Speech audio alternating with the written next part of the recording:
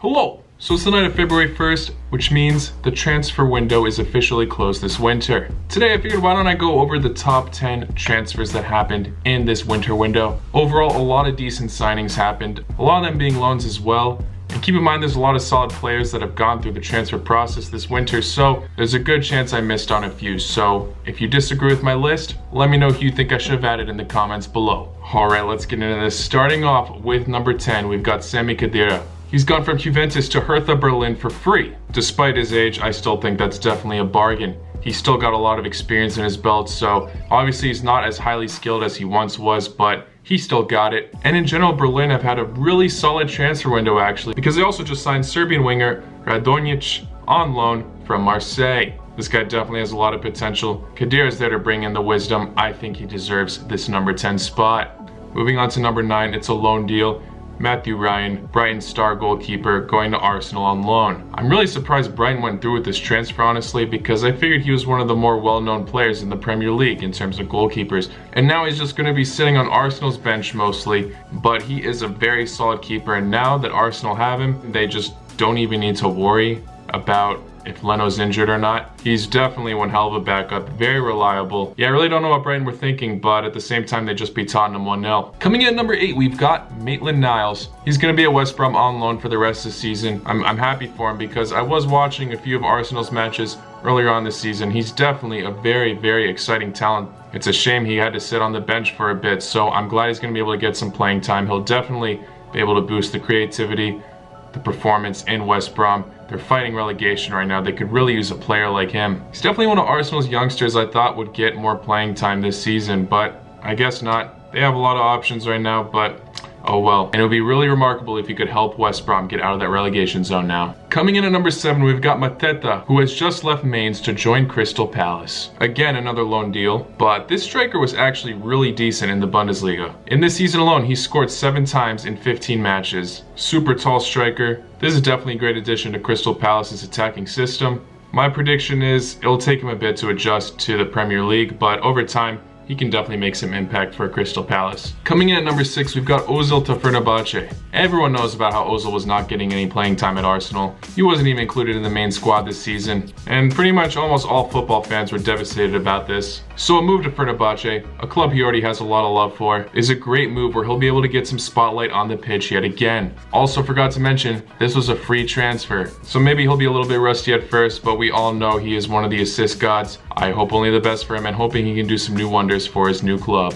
Number 5 now, we got Turkish youngster Kabak, who moved from Schalke to Liverpool on loan with an option to buy. Liverpool are in desperate need for a new center back with Van Dijk, Gomez, and Matip all injured. Yes, Schalke are in terrible form right now. They only have 1 win in the Bundesliga right now. So on the surface, this is not the best looks for Liverpool, signing a player that was only able to defend 1 win. However, we all know this guy has great potential, and we've seen him this season before. He's definitely solid, and being under Klopp and Liverpool's system as well, he definitely has a great opportunity to shine in such a great squad. They also just signed Ben Davies as well, so they have 2 options now for a center back. This transfer obviously is going to get more headlines though, since Ben Davies came from the Championship. But now Liverpool are set, they don't have to necessarily freak out anymore that they don't have great center back options. Clutch both these signings on deadline day as well. At number 4, we got for one of the earlier transfers this window, Szoboszlai, the Hungarian beast. This transfer is 22 million, switching from the Red Bull team Salzburg to Leipzig. Unfortunately, he's injured for now. However, we all know that he is one hell of a monster, has gotten great stats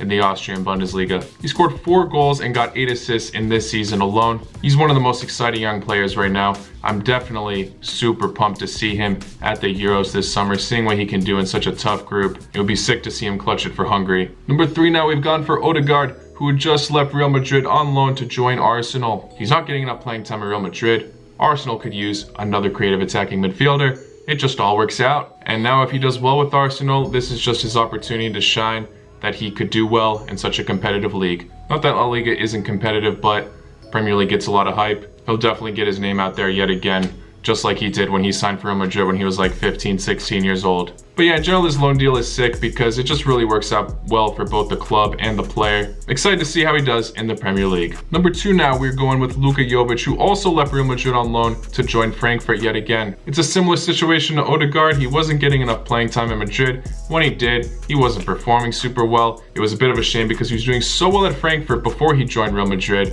Now he gets to rejoin his old club and hopefully do well. And he already has been doing super well. On his debut, he came on as a sub and scored 2 goals to give them the win against Schalke. Frankfurt definitely missed having such a great striker. Wasn't succeeding super well at Madrid, so the situation all works out yet again, just like Odegaard, honestly. And at number 1 now, I put Gomez, who's just left Atalanta to join Sevilla. This transfer only costed $6.5 million. He's already 32 years old, however, he's just been incredible for the Serie A side. So in my opinion, this has just been an amazing deal. He's being linked in a team with other experienced players in the club, such as Rakitic, who has just left Barcelona. So hopefully his run on form can continue with Sevilla. I feel like the rest of the Atalanta squad are definitely going to miss him. They've been in super incredible form lately, him being one of the key, more well-known players. They've just in general been looking super strong, so we'll see if they can still do without him. I'm sure they'll still do pretty well, but it's definitely a little bit of a blow for them. Well, that's my top 10 list. Let me know what yours are in the comments below, or any players you think I missed. Lots of interesting transfers out there. It's also interesting to see how the market's worked now with this pandemic going on. I feel like it definitely influenced some of these signings and the price tags and all that. Thank you all for making it to the end. Like this video if you enjoyed. Subscribe if you're new. I'll see you all very, very soon. Lock and watch.